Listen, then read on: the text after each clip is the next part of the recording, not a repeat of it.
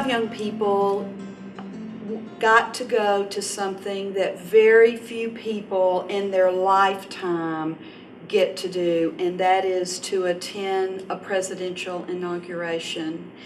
And some of them applied through an organization, and some went through congressmen, and some through another organization. And I want our audience to know what was the vehicle, not the airplane or the car, or the airplane, but what organization and how did it come to be that you were given this opportunity? Let's introduce, how about you introducing yourself and tell us what grade you're in?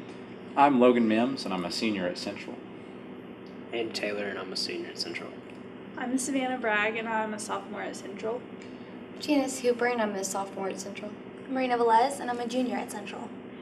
Okay, now let's go back over to Logan and Andy. Y'all tell me, you all applied through an organization. Talk about that, because some of us are grandparents and might want to get this opportunity for our children or grandchildren in 4 more years. Well, every year the Central Government Economics Program, or Department, sends 2 students to the Presidential Classroom Program in Washington. And they have lots of different sessions that they do. And this year, one of the sessions was the presidential inauguration. And so Andy and I applied through that, and there was an application process, an interview process, and all that, where they narrowed it down to us too. And then through different fundraisers, the Government and Economics Department paid for us to go to the inauguration through this presidential classroom program. The presidential classroom has been a many-year organization that provides vehicles for young people, high school kids, to come to Washington and participate and learn about our government. If anyone goes to Washington during the summer, you'll see nicely dressed young people who are participating in that organization. That is a fabulous way to learn about our government.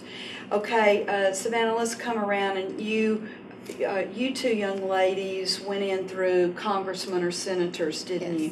Yes, ma'am. My father, the day after the inauguration, called senators and congressmen, and I guess applied for tickets. So many tickets are given to each state to give away, and we were able to get tickets through that. And then we only had 2 in advance, and when we got there, we got an extra one for my dad. And it was after the election that Yes. they open up. So this is probably every election. Yes, So ma'am. someone might just go through a senator in your case, and then our congressman in your case. Yes. So did you all call our congressman's office the day after the election also, like Savanna did? Well, her dad actually took care of everything for me. I was kind of a tag along, but we did it through Congressman Conway, and yeah, that's about it. Just kind of tagged along with her. Her dad pretty much did everything.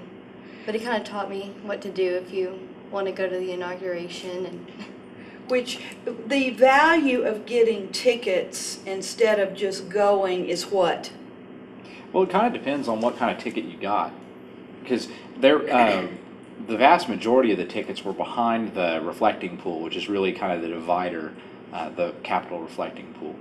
And so the tickets behind there were still standing tickets, and they had really heavy restrictions for security and things like that. So if you had a ticket in front of the reflecting pool, you're close enough to see what was going on without watching the big screens and everything like that, and you had a seat, and those were really nice tickets. I think that's what y'all had, right? Yes. or it was still a standing area.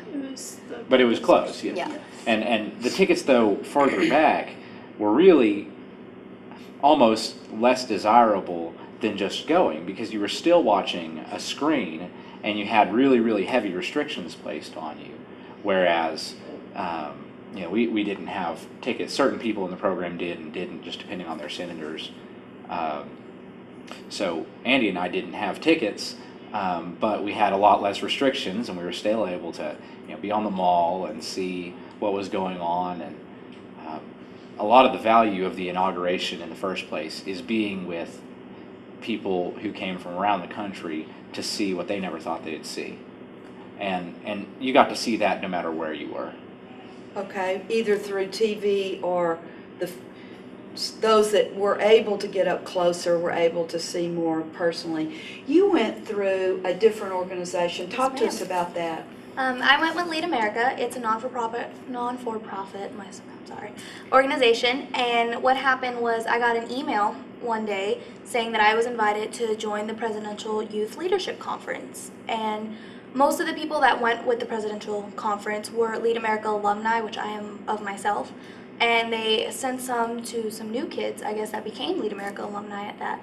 And we went. It was a 5-day conference, and during the 5 days, we met Mary Beth Tinker from the Tinker versus Desmond case, the Assistant Secretary of State, one of the authors from Obama's newest, I guess you could say, biography book, and he signed them, and we got to meet him. We got first edition copies. It was pretty amazing. And the day of the inauguration, we were actually at the National Mall. We were right next to the first jumbo screen, which I guess you could say isn't so close, but there was still a lot of room to fan out. There was less than 300,000 people, and in that area, there was a lot of spreading out room, and it was a lot of fun, just meeting everybody else from different places. Well, tell us in our audience about that organization, because it's an organization that I'm not as familiar with. How would someone be invited to be a part of that organization? Lead America is kind of like people to people. You get Okay. nominated by teachers, and it remains anonymous. Okay. Wow, congratulations. And what a conference. Oh my. Wow. Okay, all of you told me prior to this interview that you have been to Washington. And now tell me how this experience of going to Washington was different than when you've been on prior trips. Well, it was cold. True that. Being a New Yorker, I have grown up used to blizzards and stuff, but when you normally walk right past it and you get to go into a school building and you get the heater and you haven't had to stand outside for 8 hours, which is what we did for the We Are One ceremony, sat outside for 8 hours, day of the inauguration, sat outside for 10 hours. But other than that, if you get to watch the sunrise over the Capitol, just any time in your life, that is completely life-changing. It's gorgeous. So all of you stood outside for two events, or one event. Well, all of us stood outside for the inauguration. Right. And then our events before that differed depending on. So, all right, she has told us how what stood out for her. I have only once seen the sunrise, and I agree with you, to see the silhouettes of those buildings in Washington, or if you can see that and not get goosebumps, I'm not sure about you. And I'm glad that it moved you. So talk about why this was different than other trips you have made to Washington. Well, the people. I've never seen America in this sense before. I mean, it was just like, to me, there wasn't race, and everybody was just kind of friends, Before, I was talking to people that I would have never talked to before, and people who would have just never said hi to me, where we were talking like we'd known each other. And it was just like we were all here for the same thing, and everybody was kind of like, if their hands were cold, someone would have some extra hand warmers, and I just really hope that I get to see America like that again. Wow. I'm gonna have to agree with Janice. It's, I guess I was talking to people from Washington there, and they said that they've lived in Washington, D.C. for several years, and Washington, D.C. is never like that. People just don't, talk to everybody. People aren't, so nice to each other, at the metro stations and stuff, and I guess it's just the people were together, and it was so many people there. I mean, I don't think I'll ever see 2.2 million people there for the same event ever in my life, but So there wasn't pushing and shoving or irritants, people getting irritated with each other. There was that. There was that. Well, Because people were humans are- pushing for a common good. Yeah, it's for a common good. But they were still pushing. Okay, what was the common good? To see or hear better? Just to move, pretty much. Okay. It was cold. It was cold, and you didn't have ways to let off energy for hours. Well, it was hard because the city was, I mean, it was declared an emergency zone, the whole city, so they could get all the resources there that they needed to control this many people. And so it was really kind of uncontrolled chaos, especially leaving, because an entire side of the mall couldn't get out because of the inaugural parade. And so that was where I saw the first signs that things weren't all handy-dandy when the inauguration was over and, you know, there wasn't as much to look forward to and everybody wanted to go home and they were cold. And that's when people's frustrations came more evident. Well, at any time, though, did it go beyond that? You didn't feel frightened like you might have felt in a crowd that large, just showing up at a ball game, for example? I don't want to put words in your mouth. How did you feel, Andy? Well, I think the general security, honestly, was probably less strict than at a ball game. Despite what one would think, you really didn't have to do a lot to get into general admission at the inauguration. They didn't check backpacks? No. I was never stopped by a single. You There kinda was just no walk through a security gate. checkpoints and that was what we thought was ironic, was at the We Are One celebration, the concert, there was a long line. We stood in line for about 30 minutes just to get in, because they went through backpacks, they checked all your cameras and all of that. Everything you had needed to be turned on, all your bags, and because we were such a huge group and they spoke to them beforehand, they didn't make us take off our shoes. But at the inauguration, you just kind of walked right past. You saw them standing there, you just walked past. You saw the snipers on the rooftop, which was pretty, once in my life, I was like, well, that's really cool. But if the fact that you just walk right past them and say, hi, how's it going? And they're just like, Well, was the We Are One concert, did all of you go to that? We didn't. So, wow, so you really got a special. Was that as neat as it appeared on television? oh, Garth Brooks is amazing live. I can say that. And U2 is, wow, there are no words. They sound just like they do on and the album. especially on one of my favorite places in D.C., which is the Lincoln Memorial. Wow, that's really cool. All right, talk to me about, could you hear what was being said as far as President Obama's speech? The people who participated in the inauguration, were you really listening, or were you so cold and had stood there? Could you really hear the words that were being said? We were really listening, I guess. There were so many people around us, and like the thing that surprised me is with so many people, it's never been so silent, because everybody wanted to hear that. And so, I mean, there wasn't like a bunch of talking around you so you couldn't hear. Everybody was quiet because everybody wanted to hear Obama talk, and we got to hear it.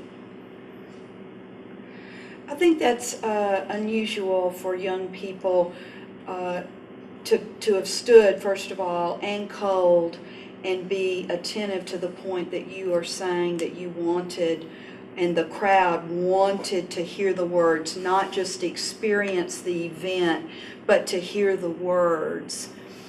Let's go around, and I want to know what you think, how you think this has changed your view of being an American, or if it has. Logan. Well, a lot of what we did there was not just with the other students in our program, but just with everybody. There are so many different viewpoints everywhere. And there's a difference between kind of respecting people's viewpoints and saying, okay, you can think that and I'll think mine, and really valuing somebody's viewpoint and really taking it in. And that's something that they really emphasized. One of the things that we did as presidential classroom, we had a speech by Bill Clinton, and he was there, and one of the things he talked about was his immense respect for George W. Bush and for all of his predecessors and for President Obama. And for the first time, I was able to just not just say, yeah, you're just saying that, but truly believe it, because I felt the same thing. And kind of in the same sense of what you were mentioning about kind of a view of America, I'm wholeheartedly supportive of Obama as our president, and not just, because he got elected, I'll support him, but because I want our country to do well. And I think that he is a very good example of this valuing all of the viewpoints and really looking at all sides of the issue. And that's something that I'd never really fully understood. I knew it, but I never felt it. And so that's something that really changed in me was, you'd be in a debate and somebody would say something that previously you would have disagreed with till your eyes turned green. But instead, you were looking forward to hearing what the opposition said, just because everybody was so respectful and valuing of all the viewpoints, that it was like, I'm interested to hear what somebody from a different background and a different situation has to say about this. So do you think, and don't let me put words in your mouth, but do you think you are more open-minded because of this experience? Absolutely. Way to go. Andy, what about you? How has this impacted you as a young citizen of our country, about how you look at yourself as a citizen? Well, going into this event, I would say that I'm probably not the most informed politically out of this group. So I was really looking forward to learning more about the whole system and how our government really works. When I left here, I guess Saturday morning, I was a McCain fan. I wasn't totally for Obama. And anyway, got to the inauguration, and there were so many people there in support of him. And I guess it was what really ignited an inner fury in me for Obama was some protesters against him. And it just seeing the way the crowd reacted with those protesters really gave me a sense of unity in America, just like how everybody was there to support him, like regardless of individual political beliefs. They're there because he's the president of the United States, and we need to give him our support. And there were people there who were planning to go to the inauguration, for months before we even knew. We didn't know who was going to be elected when we found out we were going to get to go, and so there were people there who weren't just Obama supporters from an election standpoint, but we were all Obama supporters because we're all Americans. And it's about time in this country that we all start to get that viewpoint, that we're not, Republicans and Democrats. That's a way to get things done, to include all viewpoints, but we're first and foremost American citizens. Well, I hope, Logan, that you remember that.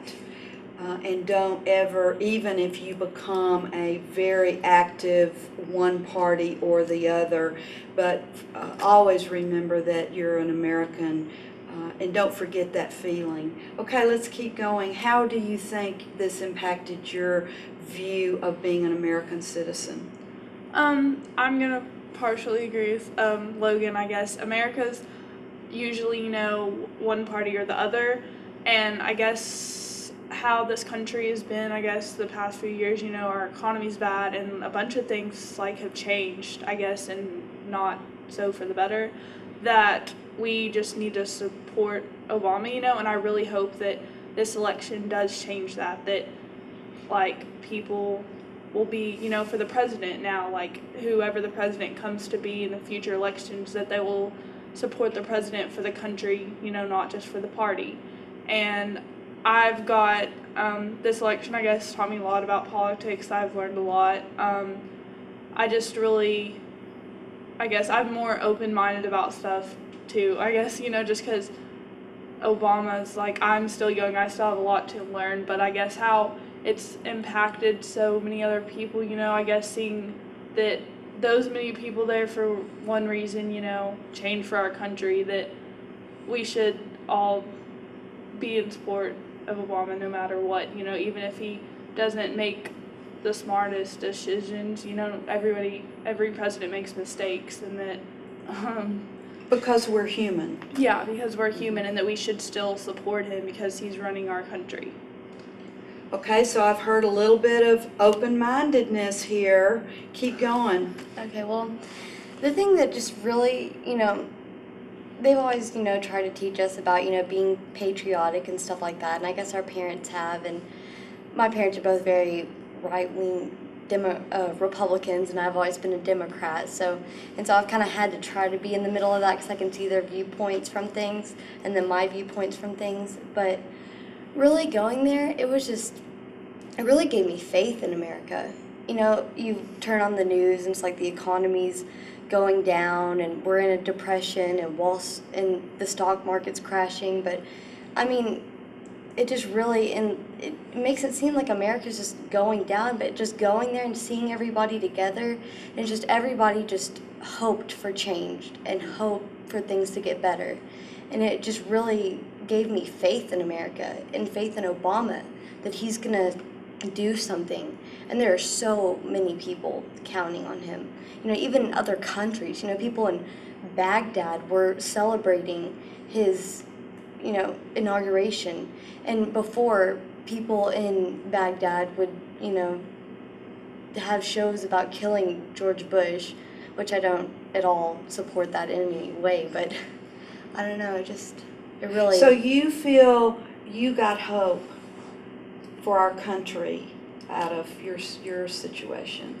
How did it, I know for both of you guys and for you, separating the meetings that you went to from your inauguration experience, and I'm not asking you to do that, so how did your meetings as well as the inauguration impact your thinking about being a citizen? I personally despise politics, which was really ironic going to a political conference. And when I signed up to go, it was like they did before Obama was chosen as president. And I personally am still not an Obama fan because I don't agree with half the stuff he says. But when I went to the conference, there was about 600 kids, and some of them were middle schoolers, and it was just surprising to see how much little 10-year-olds know and how they feel and how they want to change the world, and that the fact that we actually are starting them so young, and that 10-year-olds can get into a debate with someone my age and they can keep a cool head and defend their side. And I got into a lot of McCain versus Obama debates, but they never got so... At Central, when all this was happening, if you said I was a McCain fan and another person was an Obama fan, they would like rip each other's heads off. It got so violent. It was insane. And I personally was kind of embarrassed because you see people screaming across campus and fights are breaking out all over this. But at the conference, if I was like, yeah, no, I don't really like Obama, they're like, oh, it's cool, it's no problem, I don't like McCain. But the fact that we can talk about it so casually and there was like no throats being ripped out or anything, it was... Just the fact that we can compromise like that was pretty amazing. Well, certainly discussion is healthy. And if we are going to grow and learn from new ideas, there has to be discussion. Or I think that's how I enjoy learning anyway. Did you mainly get a sense of America, or at any time during your visit, did you feel like a global citizen? It was bigger than just America. I recognize the global aspect of it and the global ramifications of having a president who can unite people and who can, negotiate first, make them angry later, who the first priority is peace. So that is the global aspect of it. But there was a great sense, with the world moving towards globalization and everything, we can't lose our sense of American identity and the fact that there is a reason we are America and not one world government, and that our beliefs and our way of life, they were still represented in Washington. It was an inauguration of the American president, and so I had a great deal of American pride. And so while I do recognize the importance to the globe, and while I certainly hope that people around the world can see great things come of this, it was for America. And so it made me very proud to be an American citizen. There were people there, many people from that I met from Japan and other places like that, and they were saying, you know, I really wish I was an American citizen just so that I could feel like this is my own, you know, because it inspires me. And so that was neat to say, you know, it's always, the grass is always greener on the other side, and you always say, oh, I wish I was from some exotic place. Well, finally it was like, you know, I'm here, I'm from America, and this is, you know, this is what I am. I'm an American, and this is, just like you said, seeing the sunrise over the Capitol, this is the magnitude of our great country, and the manifestation of it, you know, that we can have people of completely different cultures, completely different skin colors, and everything in our running our government. There is no other country in the world that has as much diversity as we do. We still have a long way to go, but there is no other place in the world like America. Well, you all, I know, you're all so bright, know that how much the rest of the world was looking at this. And your example of seeing some ones from Japan who would love to have been, what an incredible thing that they verbalized there. Andy, you and Logan are our two seniors here. You just have a few months left of public schools.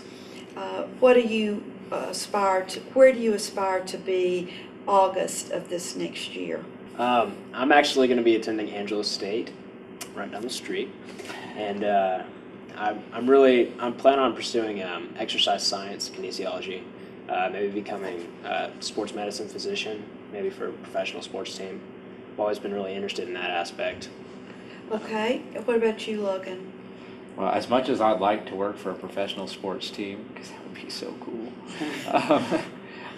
mine's not as exotic. I'm planning on going to TCU next year and probably majoring in something like real estate finance or something. Eventually I want to be sort of a developer and do kind of historic preservation and things like that.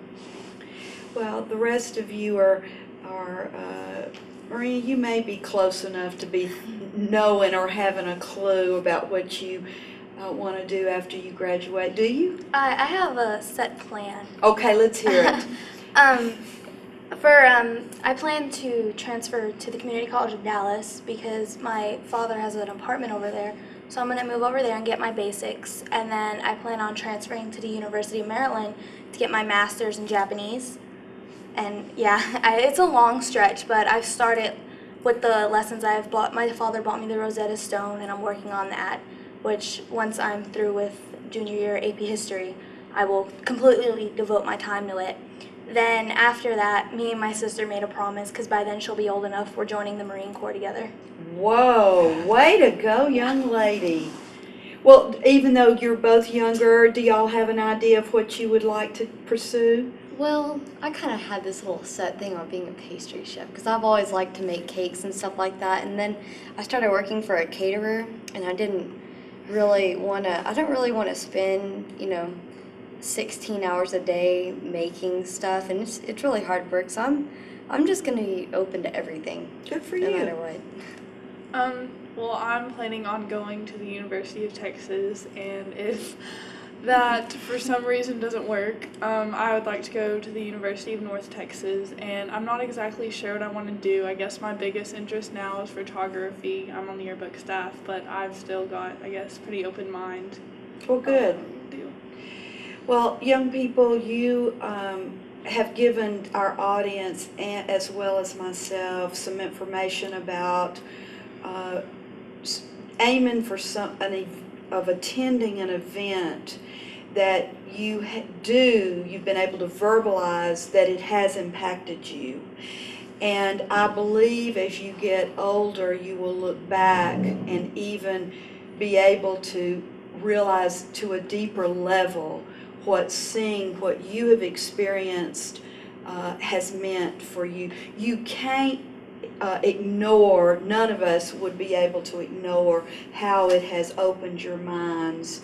And I am so pleased you got to have this experience, even though you've had a little bit different experience, you got to participate in something that the other 100,000 of us here in San Angelo only got to see snippets on television, but didn't get the feel that you all got.